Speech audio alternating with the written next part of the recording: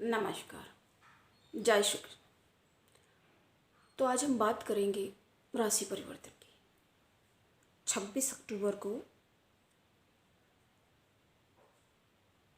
व्यापार, वाणिज्य, वाणी के कारक, जी हाँ, और धन के कारक भी, जी हाँ, धन के कारक भी कहा जा सकता है। तो बुध देव का राशि परिवर्तन हो चुका है। तो अभी हम उनके बारे में जानेंगे कि सभी राशियों पर वो कैसा प्रभाव देने वाले हैं, कैसा प्रभाव देंगे, इसके बारे में हम बात करेंगे। तो कहाँ पर बुधदेव ने राशि परिवर्तन किया है? बुधदेव आ चुके हैं अपने मित्र की राशि में, अपने एक बहुत अच्छी परम मित्र की राशि में आ चुके हैं बुधदेव, तुला राशि। तो तुला राशि में बुधदेव का गोचर कैसा प्रभाव देगा सभी राशियों पर, आज हम इसके बारे में बात करेंगे। हमने आपसे पहले भी बोला था, और उसके ही 1-2 दिन पूर्व 23 अक्टूबर को शनिदेव, हम पहले भी बता चुके हैं, आपने पता नहीं देखा, वीडियो में नोट किया कि नहीं, तो मार्गी हो चुके हैं शनिदेव। वक्री थे, राशि परिवर्तन नहीं किया है, मकर राशि में ही विराजमान है।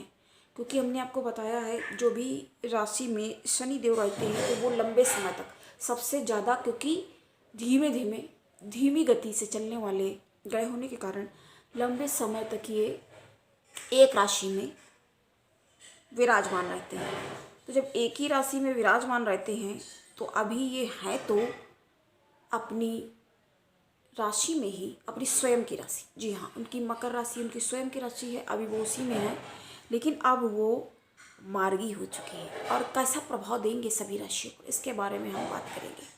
लेकिन उससे पहले हम बात, आज का जो टॉपिक है हमारा, बुध देव का राशि परिवर्तन जो कि हुआ है, और ये नवंबर तक अभी इसी में रहेंगे। और नक्षत्र कौन सा है? नक्षत्र इनका चित्रा है अभी वर्तमान समय के लिए, जो कि मंगल का नक्षत्र माना जाता है, तो उसमें है। लेकिन 1 नवंबर को ये आ जाएंगे स्वाति नक्षत्र में, हमारा ही नाम है और नक्षत्र का नाम है, तो आ जाएंगे। ये बहुत शुभ होगा क्योंकि ये परम मित्र है। वैसे आपको पता होगा कि बुध एक ऐसे हैं ग्रह जो कि सबके ही लाडले हैं और सबके ही दुलारे समझे जाते, माने जाते हैं, क्योंकि इनको सुकुमार है ना, थोड़ा बचपने वाला भी इनमें, और अपना फल जो है बहुत जल्दी ये देते हैं, बहुत जल्दी प्रदान कर देते हैं। तो हम सभी राशियों पर कैसा प्रभाव देंगे? अब जिस राशि में आए हैं, तुला राशि में आए हैं, मित्र की राशि है इनकी, तो क्या होगा? अपने मित्र की राशि तो है, लेकिन यहाँ पर सूर्य भी मौजूद होने के कारण, सूर्य भी उसी में है और शुक्र भी है वहीं पर, और केतु भी साथ में। तो इन सबके साथ में एक युति बना लेंगे, युति का निर्माण करेंगे। अब ये कैसा प्रभाव देंगे ये तो सबको देखते हुए, इसीलिए देखिए बोला जाता है अनुमान विश्लेषण। लेकिन फिर भी जिसकी जो राशि है उस पर कैसा प्रभाव होगा उसके अनुसार हम आज बात करेंगे। तो देखिए, कई बार माना जाता है कि ये सूर्य के साथ युति कर भी लेने पर भी इनको अस्त का उतना दोष नहीं लगता, बल्कि यही एक ऐसे हैं बुधदेव कि इनको दोष नहीं लगता है, बाकी सब तो अस्त ही मान लिए जाते हैं। तो हम लोग बात करेंगे कैसा प्रभाव ये हर राशि पर देंगे। तो सबसे पहली राशि है मेष राशि। तो मेष राशि के लिए ये कैसा प्रभाव देंगे? मेष राशि के ये व्यापार के ही स्थान में आ चुके हैं, तो अच्छा है आपके लिए। आप अगर कोई कार्य या व्यापार करने की कोई योजना बना रहे हैं और आप उसको तर्क संगत ढंग से समझकर, सोच विचार कर आगे बढ़ने का उसमें प्रयास करते हैं, तो आपके लिए ये समय लाभकारी है और सर्वोत्तम कहा जाएगा। ये समय आपके लिए काफ़ी अच्छा है। और लेकिन यह है कि मेहनत तो करते रहना, मेहनत के बिना तो देखिए हर काम हार्ड वर्क, और आपको तो कहने, क्योंकि आपके पास वैसे ही काफ़ी एनर्जी, मेष राशि और लग्न वाले। अगर देखिए आपको अपनी राशि पता है, तो पूर्व में ही कह देना चाहिए। तो आपको अगर अपनी राशि पता है तो आप अपनी राशि के अनुसार देखिए, अगर नहीं पता है तो आप लग्न के अनुसार, और दोनों के अनुसार आप मिला जुला फल समझ सकते हैं।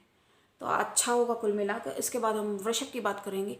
तो वृषभ के लिए ये कहाँ बनेगा, शत्रु के स्थान में बनेगा। तो ठीक है, अगर आपने बहुत अच्छा है आपके लिए, क्योंकि आपके तो वैसे ही योग कारक बने हुए हैं। योग कारक आ करके एक तरह से ये धन भाव के भी यहाँ पर, अब हम उतना ज़्यादा एक्सप्लेन आपको करेंगे तो समझ नहीं, जो हम बता रहे हैं बस आप उसको समझने का प्रयास करिए, तभी हम बताते हैं इनको कि जब ज़रूरी होता है बताना, वरना ये राशि परिवर्तन तो हर माह होता ही। देखिए कुछ ना कुछ एक आधा ग्रह तो सब बदलते हैं। और जो कि चंद्रमा की बात करी जाए, जो लोग जैसे हर दिन राशि बताते हैं, तो चंद्रमा तो हर ही 2 दिन में बदलता है, 2.5 दिन के अंदर, 3 दिन के अंदर वो बदल लेता है। तो कितना मतलब ऐसे समझना पड़ता। तो जो ज़रूरी होता है तब हम बताते हैं। तो कैसा प्रभाव देंगे, बहुत अच्छा देंगे, बहुत लाभकारी आपके लिए ये समय है। अगर आपका कुछ ऋण वगैरह कहीं से बकाया है या आपने कहीं लिया है, या अगर लेने की सोच भी रहे हैं तो ले भी सकते हैं। और अगर किसी को देना है तो ये उचित समय है आपका। जो आप काम अपना सोचेंगे मनसा, तो वो, या कोई समस्या है तो निवारण होगा और आपको राह मिलेगी, उचित राह मिलेगी, अच्छी राह मिलेगी। तो हम नेक्स्ट की बात करेंगे मिथुन। तो मिथुन राशि के लिए ये कैसा प्रभाव देंगे, बहुत ज़्यादा। हाँ ठीक है, आपको लाभ की परिस्थितियाँ निर्मित होंगी, आप स्वनिर्मित करेंगे लाभ को। आप वैसे भी आप अपने लाभ का ध्यान रखने में रहते हैं इतना, जहाँ आपके लाभ की बात होती है। लेकिन कई बार कुछ जल्दबाजी में गलतियाँ कर बैठते हैं, और ज्ञान में भी आपकी वृद्धि होगी। और ज्ञान के लिए अगर आप कुछ पढ़ाई या किसी शिक्षा क्षेत्र में कुछ ज्ञान अर्जन करने के लिए प्रयासरत हैं, तो उसमें भी आपको सुविधा अनुसार, आपको जिस भी राह पे आप जाने की कोशिश करेंगे तो उसके लिए आपको राह मिलेगी। और कोई ऐसी बाधा उपस्थित होने का कोई यहाँ पर नहीं बन रहा है, मतलब बाधा आपके सामने प्रस्तुत नहीं होगी।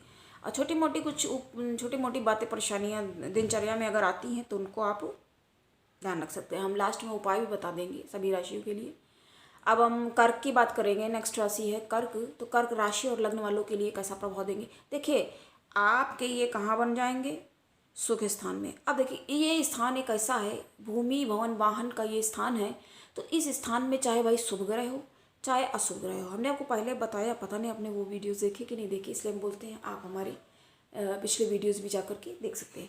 तो क्या ये करेंगे, उतना अच्छा नहीं, फिर भी अच्छा है, उतार चढ़ाव आते हुए।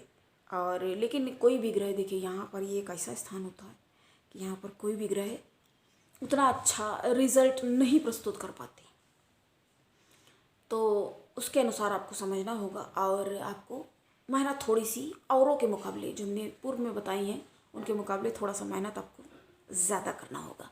अगर आप ज़्यादा लाभ चाहते हैं तो ज़्यादा मेहनत आपके लिए अनिवार्य हो जाती है। अब हम नेक्स्ट की बात करेंगे सिंह। बहुत अच्छा है आपके लिए, सिंह राशि और लग्न की हम बात करेंगे। तो इस समय ये बहुत अच्छा है, क्योंकि आपके ये वाणी के कारक बनते हैं, ठीक है। और तो पराक्रम में आपको किसी भी प्रकार की हानि तो नहीं, वैसे ही आप थकने वाले हैं नहीं, और आपको ये बिल्कुल भी किंचित भी थकने नहीं देंगे। किसी भी काम में आप थकेंगे नहीं, लगे रहेंगे, और यही आपके लिए ज़रूरी है, निरंतर आपको कार्य में अपने संलग्न रहना। बाकी आपके लिए अच्छा है, उतना ज़्यादा एक्सप्लेन की भी, जी हाँ, जब ज़रूरत होती है तो बताते हैं। तो जब अच्छा है कुल मिला जुला के, क्योंकि वाणी के कारक हैं, और पराक्रम में वैसे भी सिंह राशि और लग्न वाले सिंह है ना। हाँ कभी कभी आलस्य, कभी वो तो बाई चांस की बात है। तो अब हम लोग नेक्स्ट की बात करेंगे कन्या राशि और लग्न वालों। तो कन्या राशि के लिए कैसा देंगे,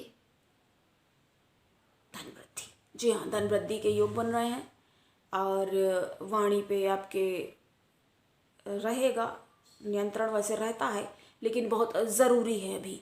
अभी आपको, क्योंकि कई बार आप कहना कुछ और चाहते हैं, कुछ और कह देते हैं, और अगला पता नहीं उसका क्या अर्थ का अनर्थ निकाल लेता है, अपने अनुसार निकाल के, तोड़ मरोड़ के, जैसे कहा जाता ना बात, कि हमने ये कहा, हमने मतलब बयान ये दिया, और उसको तोड़ मरोड़ करके अपने अनुसार किसी और ने उसको नमक मिर्च लगा के प्रस्तुत कर दिया।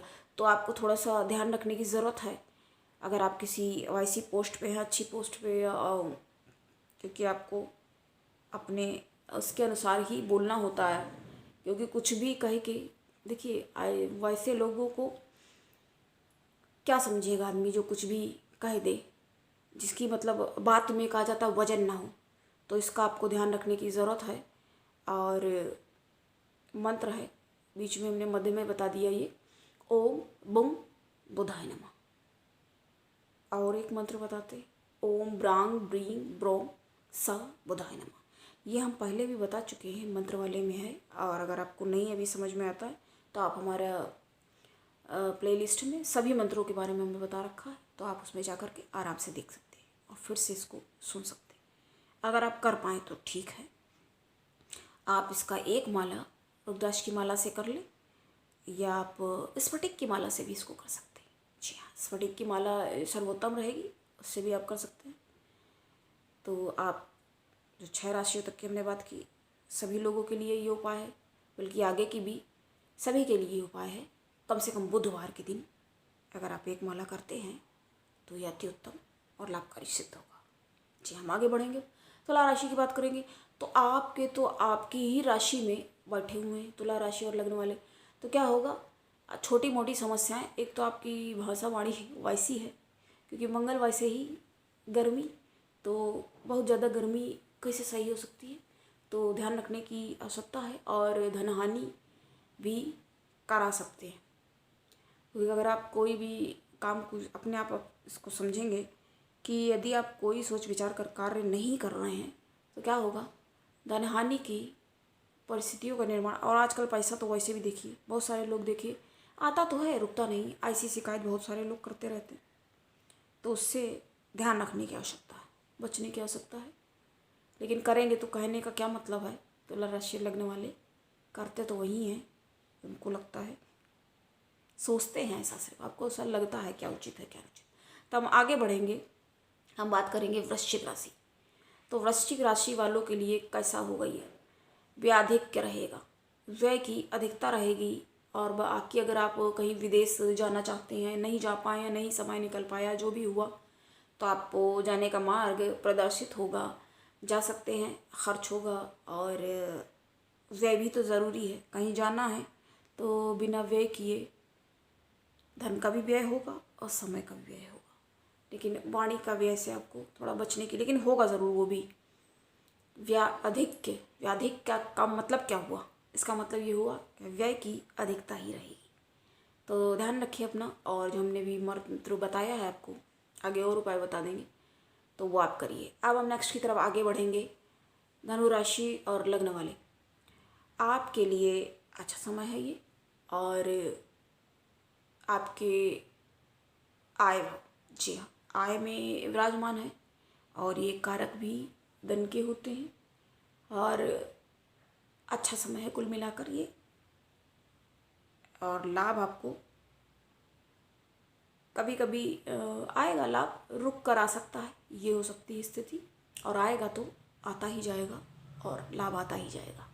और क्या ज़्यादा कहा जाए। नेक्स्ट की तरफ आगे बढ़ेंगे हम, मकर राशि। तो आपके कार्य क्षेत्र में देखिए, यहाँ के लिए ये विशिष्ट कारक भी माने जाते हैं, लेकिन यहाँ पर बैठे हुए हैं तो ये थोड़ा अग्नि क्षेत्र भी इसको समझा जाता है। बहुत से ज्योतिषी जो हैं इनको अवॉइड कर देते हैं हम, लेकिन यहाँ पर लिपा पोती करके सिर्फ अच्छा ही अच्छा, मीठा ही मीठा नहीं बोलते हैं। जो चीज़ें सही हैं उनको तो बताना पड़ेगा। और ये मित्र हैं, लेकिन इनकी शनि और इनकी मित्रता है, लेकिन क्योंकि ये वैसे तो कालपुरुष की, अगर कालपुरुष की कुंडली का मतलब क्या होता है, नारायण की कुंडली। जी हाँ, प्रभु श्री नारायण। तो वहाँ पर जब बनती है मकर राशि, तो वहाँ पर ये राशि बनने के कारण होता क्या है, होता ये है कि यहाँ पर अगर बुध बैठे हैं तो उनसे भी इनको उनके साथ मिश्रित करके भी देखना पड़ेगा और समझना पड़ेगा। तो होता क्या है, ये यहाँ पर अच्छा फल देंगे, लेकिन ये बाकी जन्मांक में देखिए गोचर से बहुत सारे, देखिए आचार्य इसलिए नहीं बताते हैं गोचर वगैरह का फल, क्योंकि भाई आप राशि देखोगे और आपकी पता नहीं जन्मांक में कैसी क्या प्लेसमेंट, कहाँ अच्छा है बुरा है कैसा है, तो कैसे निकलेगा, इस वजह से। लेकिन हमें बताना है, जो ज़रूरी है वो ज़रूर बताते हैं। तो आपके लिए अच्छा है, आपके कार्य क्षेत्र में है, और दृष्टि कर रहे हैं चौक स्थान में, तो आपको अपना ध्यान रखने की आवश्यकता है, और अपना ध्यान रखें और अपने कार्यों को विशेष तौर पे समझकर, और धन अगर आप अपना व्यय करना चाहते हैं किसी भी चीज़ पर, या आपने सोचा है कि हमें ये करना चाहिए, तो उसके लिए आप सोच विचार करके कर सकते हैं, क्योंकि धन आपका व्यय हो सकता है। आगे बढ़ेंगे नेक्स्ट की तरफ। तो कुंभ राशि बनती है। कुंभ राशि और लग्न वालों के लिए आपको अपने पिता का, जी हाँ, पिता का ध्यान रखना पड़ेगा। आपके भी स्वास्थ्य में थोड़ी सी हानि हो सकती है, क्योंकि दृष्टि कर रहे हैं तो दौड़ भाग हो सकती है। तो स्वास्थ्य का ध्यान, वैसे भी थोड़ा ठंड का समय हो गया है, कई बार लापरवाही से व्यक्ति बीमारी की चपेट में और रोगग्रस्त हो जाता है। पिता का भी ध्यान रखने की आवश्यकता है। पिता के स्वास्थ्य में भी कुछ हानि होने की संभावना देखी जा रही है। बाकी अच्छा है, इस स्थान में भी अच्छा इसको कहा जाएगा। बहुत ही शुभ स्थान में है आपके। शुभ स्थान में होने के कारण अधिक हानि तो नहीं प्रदर्शित होगी। हम लास्ट की बात करेंगे, आपके लिए अच्छा नहीं है, मीन की बात कर रहे हैं। तो लास्ट बट नॉट लीस्ट कहना ज़रूरी था, मीन राशि और लग्न वालों की बात कर रहे हैं।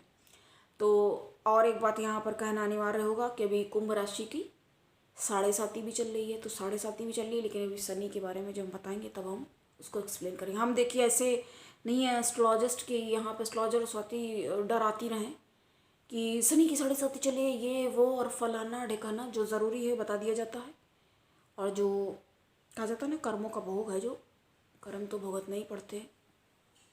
कल करोगे किसी के साथ तो उसके आगे अपने साथ में, आज करोगे किसी के साथ तो कल अपने आगे रखा हुआ मिल जाता है, प्लेट में सजा हुआ। क्योंकि कहते हैं ना, इतिहास दोहराता है अपने आप को। फिर भी व्यक्ति उसको नहीं समझता और नहीं सीखता उन चीज़ों से।